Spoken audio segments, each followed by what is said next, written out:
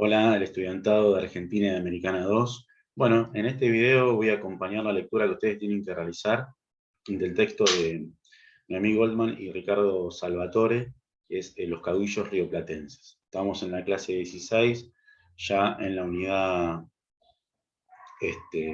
4, ¿sí?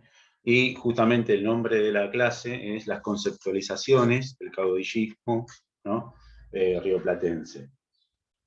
Y los orígenes del federalismo, que ya un poco pudimos ir viendo, principalmente con Artigas.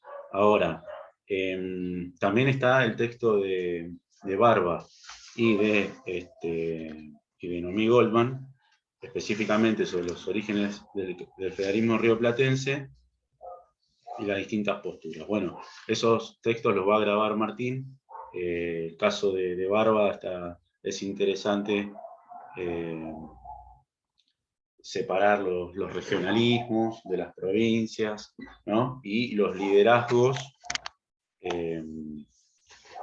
liderazgos políticos que muchas veces quedaron supeditados, cada provincia, o el desarrollo de la autonomía de cada provincia, queda supeditada a un sujeto político, ¿no?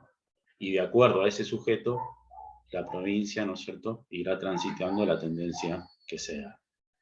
Bueno, brevemente, como ya espero que puedan también ir comprendiendo, ¿no es cierto? Cuando nos metemos en el caudillismo, también nos estamos metiendo en un proceso distinto, en un proceso histórico distinto al que veníamos viendo, ¿no es cierto? Ya no es más eh, el proceso independentista, puntualmente, justamente en 1820, bueno, esta cuestión de que el caudillismo o las provincias, en todo caso, todo este proceso no nace desde una desintegración, ¿sí? Porque no había una territorialidad integrada y un proyecto concreto. De hecho, lo que hay desde ahora, desde 1820, producto de la descentralización del poder de Buenos Aires, es, digamos, todo un reacomodamiento sumamente complejo. Pero también, bueno, las posturas que nos fueron indicando las historiografías. Así como vimos que en el proceso independentista la historiografía, digamos, ha tenido y tiene un peso fuerte a la hora de tener las lecturas, las interpretaciones y la comprensión de los procesos, como también de la involucración, digamos, de cómo se involucran los sectores populares, ¿no es cierto? Esto lo pudimos ver nosotros en las otras unidades, principalmente en la unidad 3, y bueno, y ahora también, ¿no? Un poco esta lectura de cómo la historiografía, eh, no digo que subestime o no ha contemplado o ha dejado a sí mismo toda una relectura, reexaminar, como dicen los autores de este texto, sobre cómo se implicaron, cómo se involucraron en, en los desarrollos ahora políticos que se van a ir dando, como también poner como punto de crítica algunos elementos que ahora voy a decir que son del doctor, ¿no? La unidad 4 es el fracaso de la organización estatal y las guerras civiles. Así se denomina. Bueno, tenemos entonces, aquí hay una introducción, ¿no es cierto?, donde los autores se proponen la naturaleza y las características y los modos de los funcionamientos de los caudillos, ¿no? Esta cuestión semiótica, más bien la polisemia de la categoría caudillismo, ¿no? Muchos conceptos, muchos sentidos y significados. Las nuevas perspectivas sobre el caudillismo, basados en el discurso político, los rituales públicos de las prácticas electorales y las intervenciones de los sectores subalternos. Bueno, un poco lo que venía diciendo, estos tres elementos están en la última parte del capítulo que les toca para leer, que es el balance introductorio, porque después esto es un libro, ¿sí? El balance introductorio de lo que hay que tener en cuenta, según estos autores, para transitar, ¿no es cierto?, una mirada distinta a las historiografías tradicionales, ¿no? Y también analizar nuevas fuentes, ¿no?, que son las comprobaciones, entre comillas, relacionadas con las finanzas públicas, las instituciones legales y el funcionamiento de las montoneras o la contestación de los derechos a la propiedad de las estancias. Esto un poco ella luego en este capítulo, los autores, principalmente Ricardo Salvatore, es el que va a analizar las finanzas públicas en la provincia de Buenos Aires en el rosismo para poner sobre duda, ¿no es cierto?, o realmente, digamos, verificar si la tendencia de Rosas fue una tendencia económica solamente terrateniente, ¿no es cierto? Veamos un poco cómo fue la política económica en la provincia de Buenos Aires. Ese es lo que nos propone el autor, ¿sí?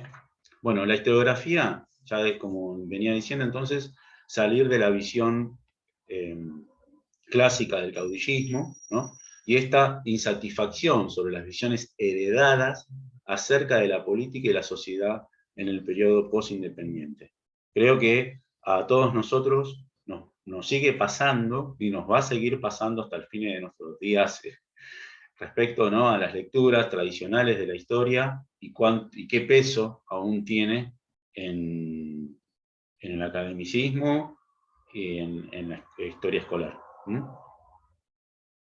Esas son las visiones heredadas, ¿no? Lo que queda es lo ecléctico, lo nuevo para ir desarrollando. El texto tiene 3 momentos. Uno es el esclarecimiento de significados y sentido del caudillo y caudillismo. Caudillismo, todo lo que es ismo es movimiento, ¿no? El movimiento se genera a partir del caudillo. Establecer un contraste, ¿no?, sobre la visión clásica del caudillismo y sobre la visión clientelar, que es una visión que luego se va a poner como peso fuerte, principalmente con John Lynch, ¿sí? Esto viene del norte, viene de una tendencia que llegó, bueno, de América del Norte, y esta visión clientelar. ¿Y cuánto ha impactado? Porque el clientelismo es un concepto que en política tiene mucho peso en la política actual, conceptos que son utilizados de manera, ¿no es cierto?, denodada, o de manera, digamos, quizá incorrecta, de acuerdo a apuntalar o apuntar, ¿no es cierto?, una forma de hacer política. Sobre todo recuerdo en los años 90, quizá ahora no tanto, pero en los años 90 se ha desarrollado también mucho. Hallazgos y sugerencias de las nuevas perspectivas ordenadas por grupos problemáticos. Bueno, una larga trayectoria de significados. Y la autora propone cinco representantes, ¿no es cierto?, que van a dar los significados del caudillismo. Uno va a ser la generación del 37. Bueno, la generación del 37 va a tener un principal elemento que es esto de el progreso indefinido, por un lado, por otro lado el romanticismo. Como hablamos de progreso indefinido, digo, a la ilustración, ¿no?, paso previo al positivismo, donde, bueno, el pueblo civilizado, ¿sí?, es el que hay que llegar a un pueblo civilizado, pero para ello, bueno, ¿qué hacemos?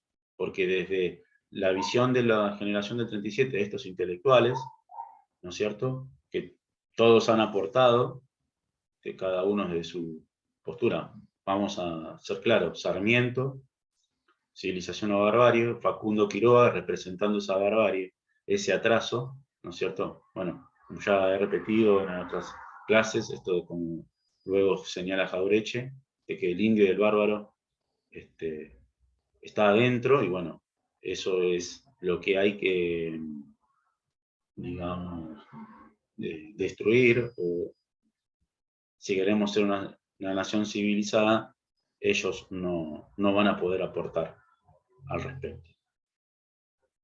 Sin embargo, no voy aquí a desarrollar posturas sobre Sarmiento, pero él lo dejó claro en este libro, ¿sí? Facundo Quiroga fue un caudillo de La Rioja, que fue, bueno, fusilado, desinterrumpido en Córdoba, en la cual, bueno, él es interceptado cuando estaba yendo para el norte, luego de reunirse con Rosas, y incluso, bueno, Facundo Quiroga tiene ha tenido toda una trayectoria, como incluso fue partícipe del cruce de los Andes antes de la batalla de Chacabuco en el ejército de San Martín. Bueno, ese es el que toma Sarmiento, ¿no? Y lo lleva hasta el fin de sus días para representar lo que no es lo que hay que sacar, ¿no? Esa otredad, ese otro que no construye para una nación, que no va a servir, ¿sí? También la cuestión de la ruralidad y la ciudad, ¿no? Esto como que la ciudad es la civilización y lo rural, el atraso. Bueno. Elementos de ruralización del poder, la violencia como modo de competencia política y el mito del vacío institucional. ¿A qué se refieren con vacío institucional? Bueno, la crisis del 20 representa, ¿no es cierto?, toda una coyuntura compleja que para algunos es un vacío institucional. Ahora, en cierto punto, de que los grandes referentes del proceso independentista ya no están, prácticamente.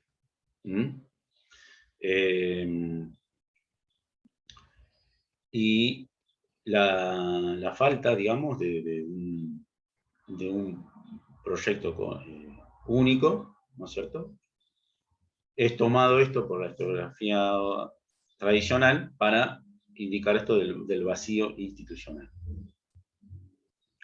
El debate social que va a tener Mitre con Vicente Fidel López, ¿no?, los conductores de la historia nacional, y los elementos centrales, que es la anarquía y las montoneras, ¿sí? Bueno, ya vimos un poco también cómo es utilizado el concepto de anarquía para caracterizar a Artigas, ¿sí? José Ingenieros es el tercer elemento en los significados, que es del caudillismo asociado a la feudalidad. Aquí tenemos una matriz, digamos, como un modo de producción feudal, ¿no? José Ingeniero, Juan B. Justo, representante del socialismo en el inicio del siglo XX, ¿no? Y esto de que, bueno, Rosas es el señor feudal. Aún hoy sigue pasando que de manera ortodoxa aplicar el materialismo histórico y aplicar el marxismo lleva a ciertas posturas o ciertas tendencias, ¿no es cierto?, que explican este proceso como feudalismo, y el señor feudal, ¿sí?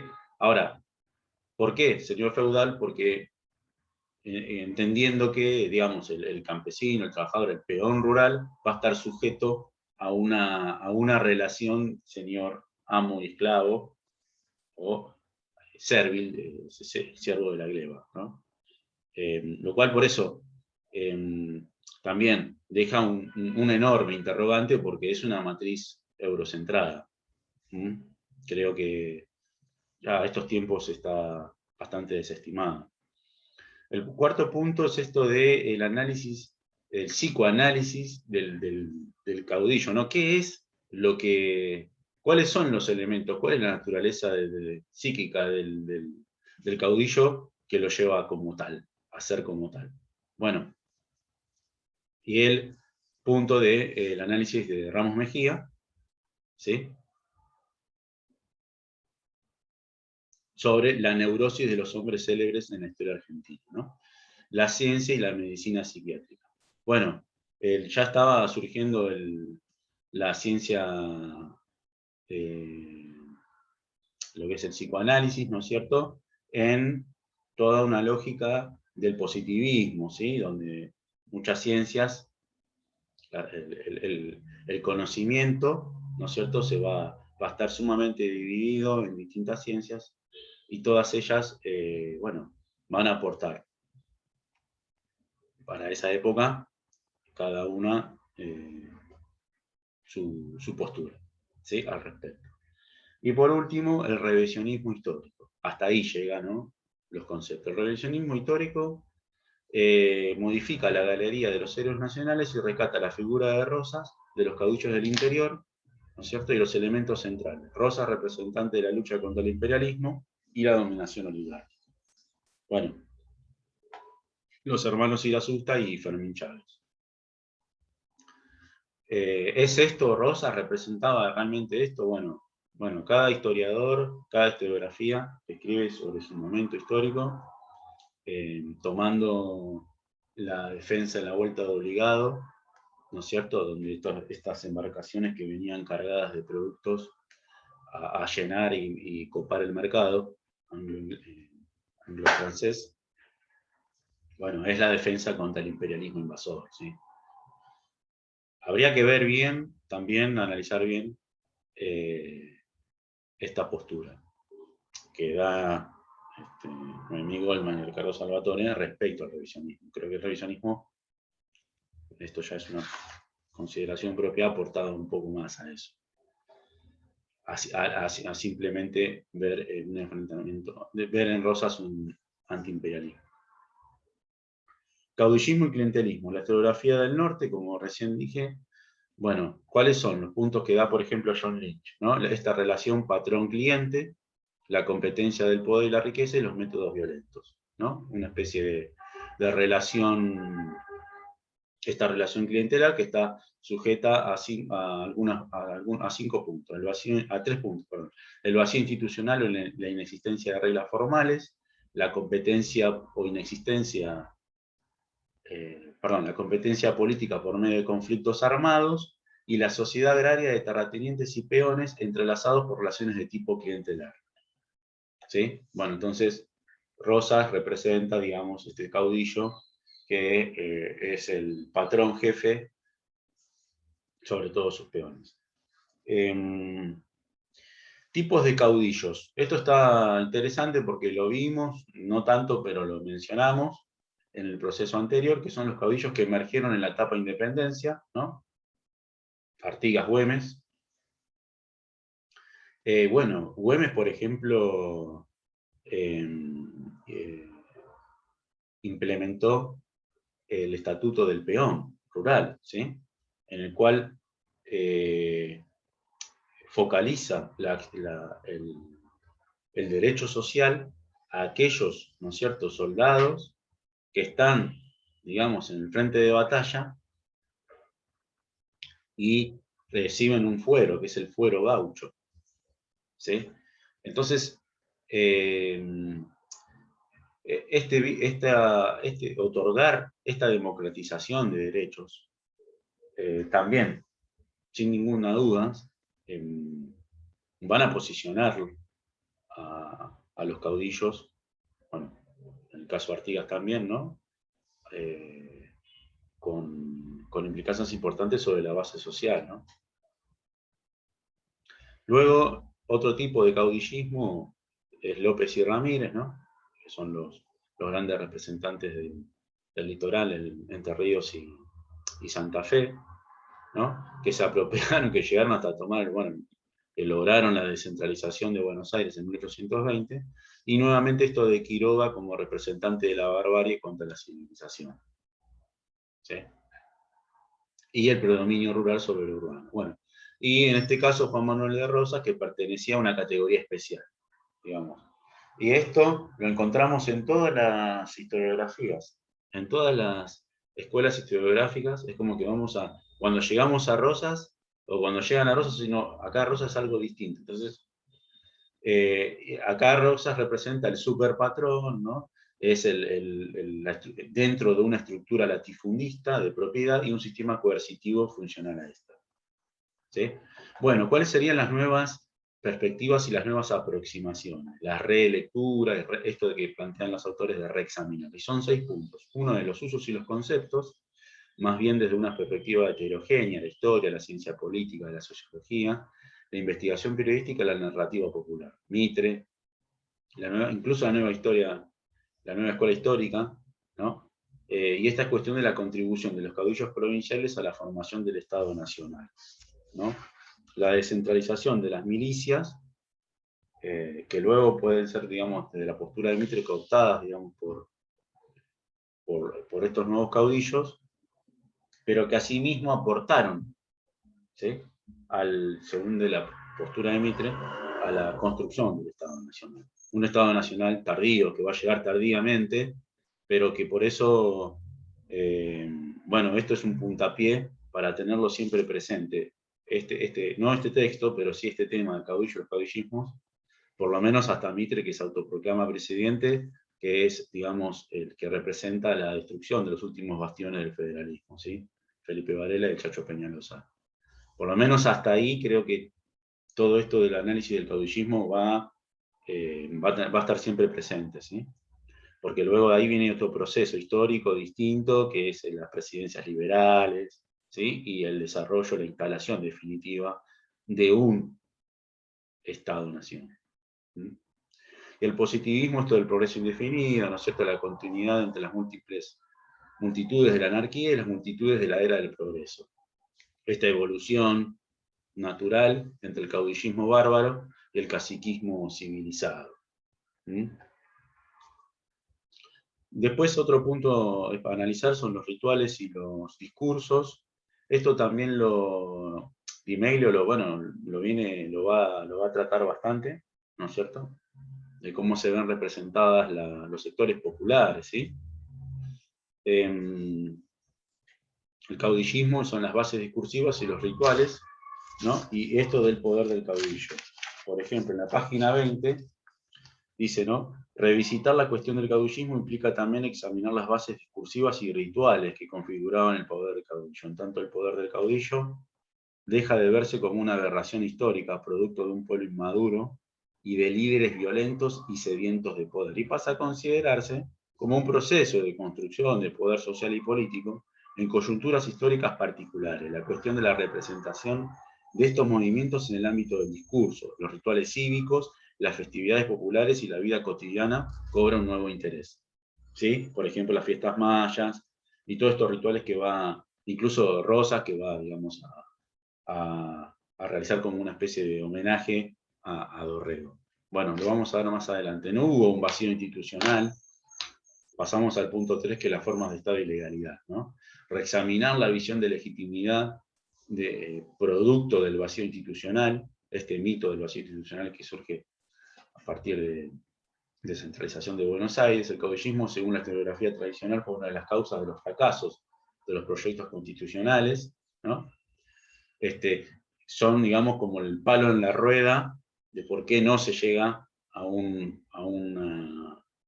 implementar. Asimismo, cada provincia va a implementar va a desarrollar, ¿no es cierto?, el republicanismo institucional en las constituciones provinciales, y aquí entra la generación del 37, bueno, ahí yo mencioné a Sarmiento, Mitre, que pertenecen, pero también Alberdi, ¿sí?, que es, digamos, un intelectual, entre comillas, afrancesado. Hay escenas políticas importantes encontronazos importantes que va a tener con Rosas al respecto, ¿no? Entonces, hay un entramado de un cierto sector que podría ser vinculado a esto de la aristocracia en términos de ser el poder, vinculado al poder de los mejores, de los intelectuales, que son los iluminados que vienen a dar el camino, allanar el camino para constitucionalizar el país y darle republicanismo, ¿no? Ellos se conciben a sí mismos como tal y no van a claudicar en ello. Pero, sin embargo, como mencioné antes de otros autores, bueno, para el caso de Alberdi hay que darle una relectura bastante importante porque tenía una postura latinoamericana respecto al republicanismo, y no todo es no puede ser visto como que no dio aportes, al contrario, en la postura de Alberdi quizá podría, digamos, en principio mucho mejor que la de Sarmiento, ¿sí? y ha dejado muy buenos aportes al respecto, ¿no? Como redactor de las constituciones. Después, respecto al clientelismo, bueno, acá hay algunos interrogantes, por ejemplo el de Jorge Hellman, ¿sí? Que se dedica a la posición crítica sobre la concepción bipolar de la sociedad postcolonial, que estaba dividida entre estancieros y gauchos, ¿no? Hay un absolutismo en Rosas, ¿no? Y la forma de ejercer el poder. Y por último, las bases sociales que vimos con Di Meglio, vimos los sectores populares para el proceso rioplatense, ¿no? El proceso de Revolución de Mayo. Bueno, acá los campesinos e indios, que acá ya da todo un entramado mucho más heterogéneo. Pensemos en Artigas, ¿no? Por ejemplo, ¿no? Y Ariel de la Fuente indaga Chacho Peñalosa y Felipe Varela, por ejemplo, ¿no? Fueron dos caudillos federales, los últimos que fueron asesinados y que, bueno, de ahí en adelante vienen las presidencias liberales, ¿sí? El perfil social, ¿no? De los seguidores de los caudillos. ¿Por qué eran? ¿Qué motivaciones tenían estas personas para verse representados en este tipo de caudillos, ¿sí? Esto como ya cerrando, porque son los últimos, ¿no? La organización interna y el funcionamiento de las montoneras. Bueno, y esta postura de la historiografía tradicional y la visión bárbara, ¿no? De las bases sociales y las políticas, ¿sí? Asimismo hemos visto, ¿sí? La incorporación de los pueblos originarios, tanto en el ejército, en las milicias, ¿sí? Y que también van a acompañar los proyectos federales o contrahegemónicos de Buenos Aires, ¿sí? El vínculo caudillo-milicias asociado al estanciero peón, tesis según la cual las relaciones clientelistas en la política fueron engendradas por relaciones igualmente clientelísticas dentro de la estancia, ¿sí? Esto es una de las posturas que ya no tienen vigor, bueno, es lo que es sobre la base que parten los autores, ¿no? Como pero tenemos que tener en cuenta, estas lecturas hay que tenerlas para pensar estos temas. Así que bueno, estos son los aportes. Nos encontraremos mañana en el Zoom de la cátedra. Gracias.